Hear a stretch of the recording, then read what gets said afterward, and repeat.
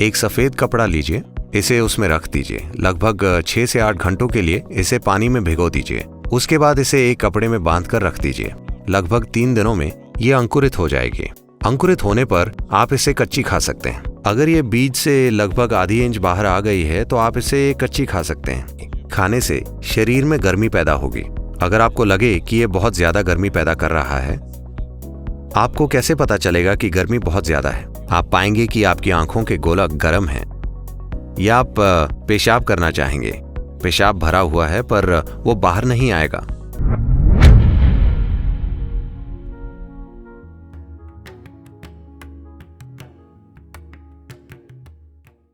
कुलथी एक तरह की दाल है।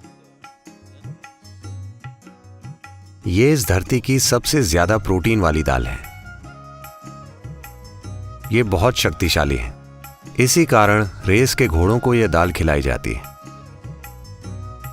इसे आजकल हॉर्स ग्राम कहा जाता है। बाजार में इसे दुर्भाग्य से हॉर्स ग्राम कहा जाता है। इसे तमिल में कोल्लू, दूसरी भाषाओं में हुरुली और तेलुगु में उलू उलू कहा जाता है।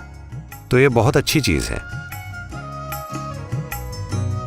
इसे अंकुरित करना अच्छा है। अगर इसे अंकुरित किया जाए तो आप इसे आसानी से पचा सकते हैं। इसे एक कटोरी में रखिए अपने कमरे में। एक सफेद कपड़ा लीजिए, इसे उसमें रख दीजिए। लगभग 6 से 8 घंटों के लिए इसे पानी में भिगो दीजिए। उसके बाद इसे एक कपड़े में बांधकर रख दीजिए। लगभग 3 दिनों में ये अंकुरित हो जाएगी। अंकुरित होने पर आप इसे कच्ची खा सकते हैं। अगर ये बीज से लगभग आधी इंच बाहर आ गई है तो आप इसे कच्ची खा सकते हैं। इसे बहुत ज्यादा चबाना पड़ता है, चबाकर खा जाइए।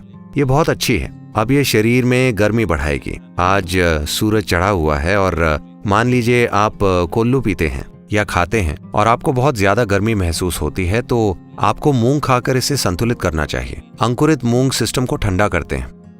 ओह, क्या ये सब जरूरी है? क्या मैं बस अपना खाना नहीं खा सकता? मैं आपको बस खाने को कह रहा हूं। मैं आपसे कोई अनुष्ठान करने के लिए नहीं कह रहा। पर फिलहाल आप बस खाने का रिवाज पूरा कर रहे हैं। आप वैसे नहीं खा रहे जैसे इंसानों को खाना चाहिए। अगर आप किसी जंगली जानवर को देखें तो वे बस बेतरतीब चबाते हैं। चौंप चौंप चौंप चौंप वे खाते हैं, पर वे अंधाधुंध भोजन नहीं करते। वे उसे नहीं छूते जो उन्हें नहीं चाहिए। वे वही खाते हैं जो उन्हें चाहिए। अगर कोई हिरण दिखाई दे तो आप उसे देख सकते हैं। वो चर रहा होगा। आप बस देखिए कि वो क्या खाता है, क्या नहीं खाता। उसे बस पता होता है। बस यूं ही वो महसूस करके जान जाता है कि क्या खाना है, क्या नहीं खाना। आज के लिए। कल हो सकता है कि वो कोई ऐसी पत्ती खाए जो उसने आज नहीं खाई, पर आज उसे पता है कि उसके शरीर और आसपास के वातावरण के हिसाब से क्या खाना है। तो आपको भी ये थोड़ा बहुत विकसित करने की जरूरत है, क्योंकि ये शरीर की बुद्धिमानी है। तो कुलथी खाने से शरीर में गर्मी पैदा होगी। अगर आपको लगे कि ये बहुत ज्यादा गर्मी पैदा कर रहा है, आपको कैसे पता चलेगा कि गर्मी बहुत ज्यादा है? आप पाएंगे कि आपकी आंखों के गोलक गर्म हैं, या आप पेशाब करना चाहेंगे। पेशाब भरा हुआ है पर वो बाहर नहीं आएगा। आपको तकलीफ होगी, इसका मतलब है गर्मी बहुत ज्यादा है। अगर ऐसी कोई चीज होती है तो आप थोड़ा पेट का जूस पीजिए, या थोड़ी मूंग खाइए, या थोड़ा अरंडी का तेल ले लीजिए।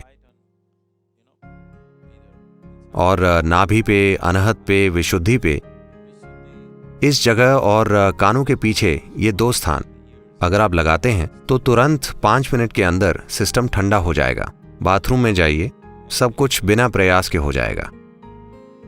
तो शरीर को मैनेज करना जरूरी है।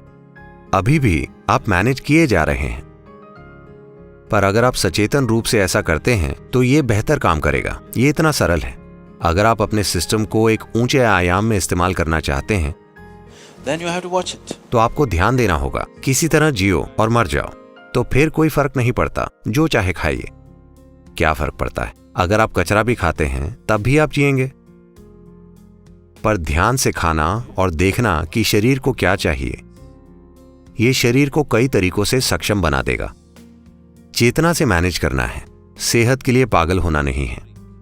ऐसा नहीं होना कि आप में खाने को लेकर तनाव पैदा हो जाए कि मैं क्या करूं, कैसे करूं। यह अपने आप में गलत है। सिर्फ सचेतन होना, क्या कितना खाना है, आज शरीर की जरूरत क्या है, बस ये ध्यान रखिए।